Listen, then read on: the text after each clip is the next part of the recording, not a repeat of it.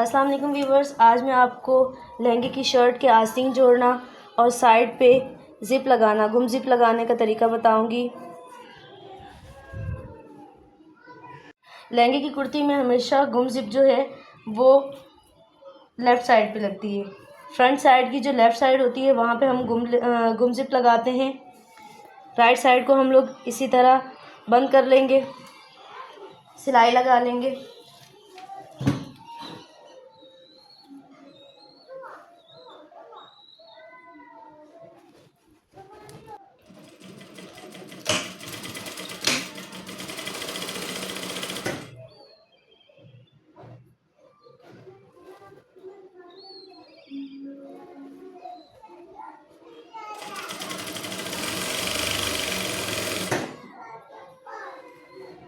यहाँ पे फोल्डिंग करने का तरीका ये है कि जो हमने फ़ोल्ड करना है, जितना मार्जिन हमने फ़ोल्ड करना है वहाँ पे हमने प्रेस लगा ली।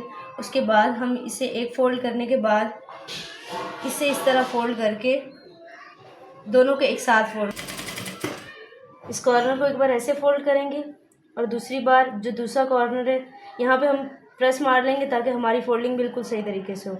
इस कॉर्नर को इस तरह ऊपर फ़ोल्ड करेंगे, नीचे वाले कॉर्नर को नीचे फ़ोल्ड करने के बाद यहाँ से जितनी हम लोगों ने सिलाई के लिए मार्जिन रखा है वहाँ तक हम स्टिच कर लेंगे। दोबारा देख सकते हैं, ऊपर वाले को ऊपर और नीचे वाले को हम लोग निचली साइड फ़ोल्ड करके सिलाई के मार्जिन तक फ़ोल्ड करेंगे।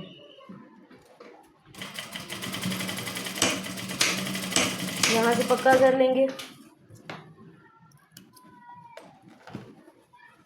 अब आप देख सकते हैं कितने फिनिशिंग के साथ ये मुड़ा है।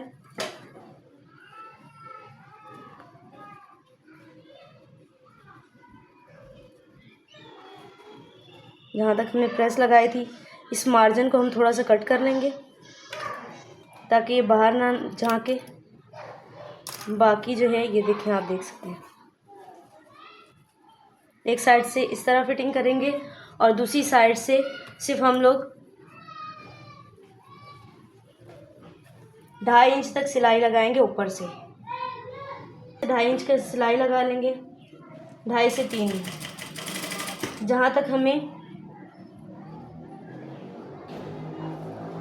जहाँ से हम लोगों ने ज़िप लगानी है वहाँ से हम लोग मार्जिन छोड़ देंगे, बाकी यहाँ से हम पक्का कर लेंगे। 2.5 से 3 देखें, यहाँ से खुला छोड़ दिया। यहाँ से अब हमने जहाँ जहाँ ज़िप लगानी है वहाँ हम एक सिलाई लगा देंगे ताकि हमारी ज़िप बहुत इजीली बैठ जाए।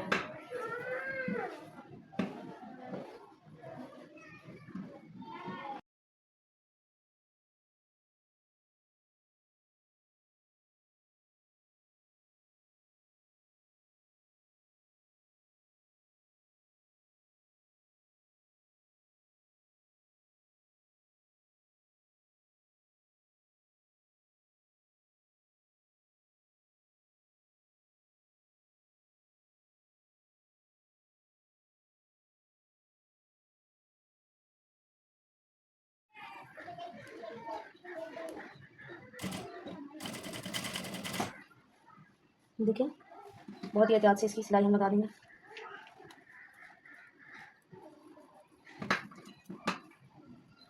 खोलते जाएंगे और सिलाई हम लगाते जाएंगे।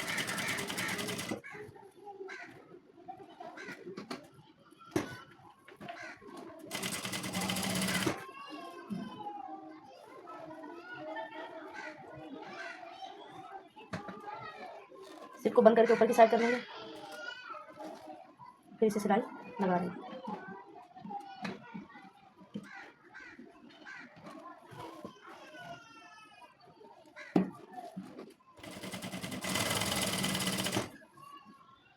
यहाँ पे सिलाई पक्की कर देंगे, यहाँ तक हमें ज़िप चाहिए।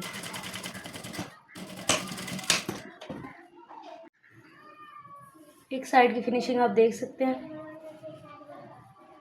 अब आप दूसरी साइड भी इसी तरह लगा लेंगे। ये देखिए, जब ये बंद होगी तो एक साइड से बिल्कुल पता भी नहीं चलेगा कि ज़िप की सिलाई है या ज़िप है। देखें, अब दूसरी साइड भी इसी तरह हम जोड़ लेंगे।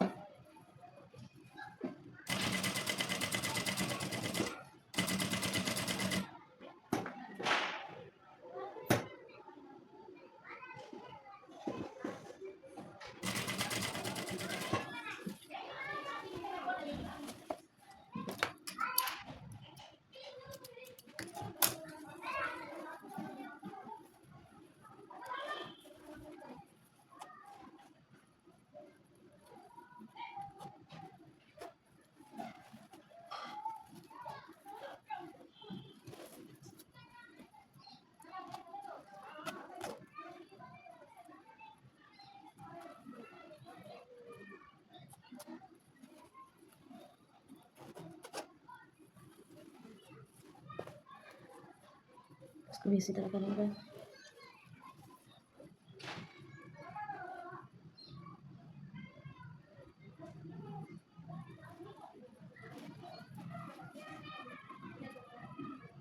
इसको यहाँ से ऐसे करके, यहाँ से ऐसे डबल पे हम यहाँ सिलाई लगा देंगे। सिलाई लगाना थोड़ा मुश्किल होगा, इसलिए हम जिप को थोड़ा खोल देंगे। अब इसको यहाँ से सिलाई लगा देंगे, यहाँ से ऐसे और यहाँ से ऐसे।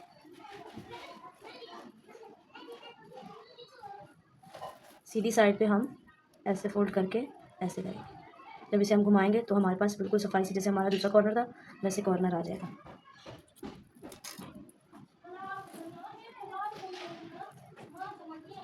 इस पर अगर कोई रफ सिलाई भी हो जाए तो कोई बात नहीं, क्योंकि हम लोग ये देखिए यहाँ पे हमने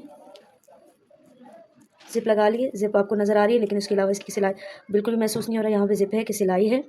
अभी देखिए मैं आपको खोल के बताती हूँ। जहाँ तक हमें फिटिंग चाहिए थी वहाँ तक ये ज़िप हमने लगा लिए, यहाँ तक।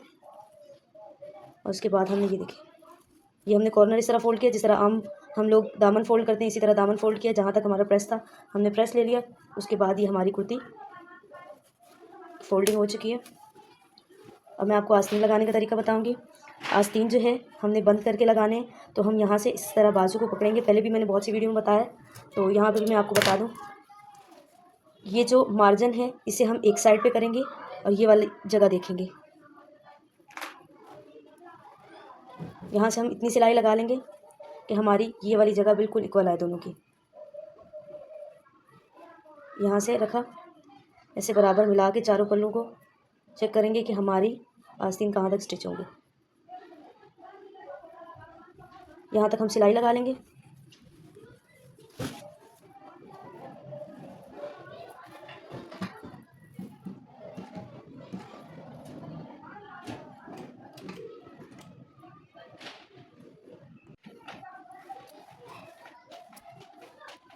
जितना हमें मार्जिन चाहिए था उतनी हमने सिलाई लगा ली। उसके अलावा हम बाजू को करेंगे सीधा और कुर्ती को करेंगे उल्टा। इसके इस सिलाई से इस सिलाई को मैच करेंगे।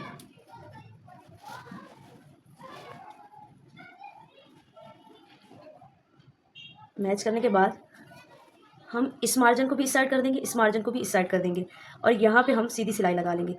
बिल्कुल सिलाई को सिलाई से जोड़ते हुए यहाँ से हम सीधी सिलाई लगाएंगे थोड़ी सी।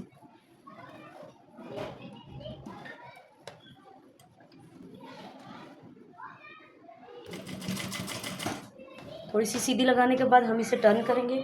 टर्न करने के बाद जिस तरह हमारे आस्तीन है, आस्तीन की शेप है, हम उसी तरह सिलाई लगाते जाएंगे। इसे सीधा करेंगे, सारे मार्जिन को अंदर करेंगे और हम इसे हल्के हाथ से सिलाई लगाते जाएंगे।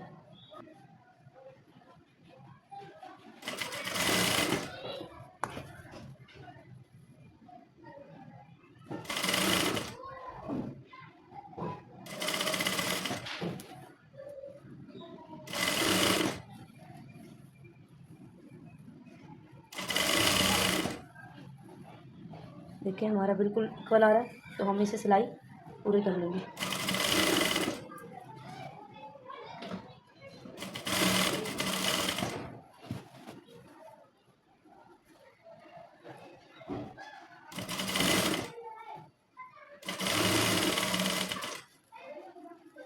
यहाँ इस कॉर्नर पे सिलाई पे आने के बाद जिस तरह हम सिलाई को उस सिलाई को लेके गए थे, दोनों मार्जिन को इस साइड करेंगे और सिलाई को इस साइड सीधा कर देंगे।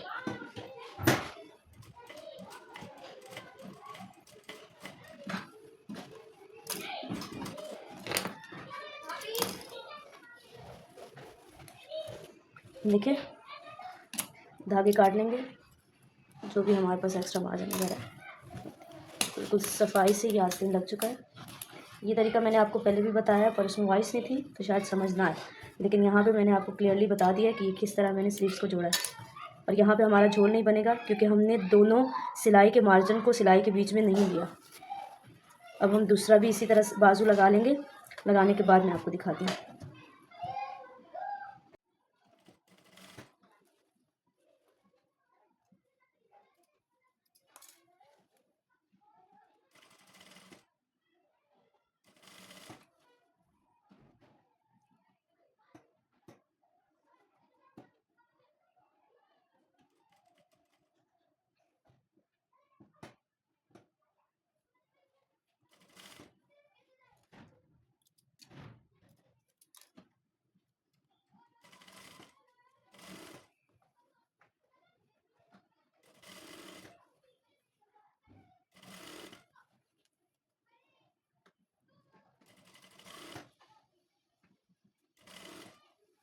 यहाँ आने के बाद यहाँ सिलाई को इस साइड टर्न करेंगे ताकि हमारा जिसमें आराम से, ये देखिए बिल्कुल चारों कॉर्नर एक साथ मिल गए। ये हमारी कुर्ती कंप्लीट हो चुकी। हमने यहाँ पे धागे को एक नॉट लगा ली, सिंगल धागे को, ये डबल धागा सिंगल धागा डाला, नोट लगाए। नोट लगाने के बाद अंदर से हमने कपड़ा लिया ताकि हमारी नोट अंदर छुप जाए। ये देखिए छुप चुकी है।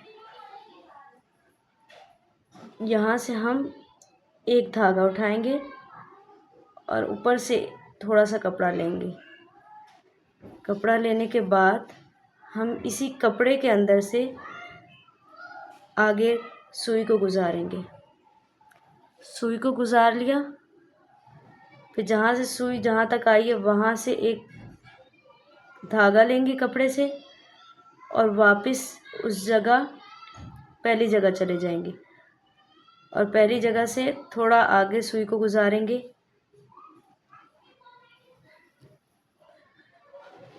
फिर जहाँ सुई आई है वहाँ से धागे का एक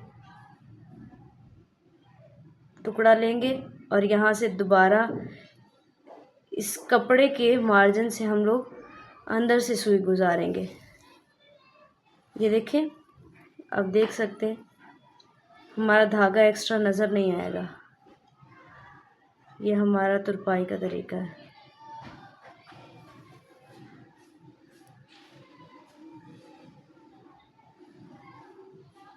इसी प्रोसेस को हम दोहराते जाएंगे।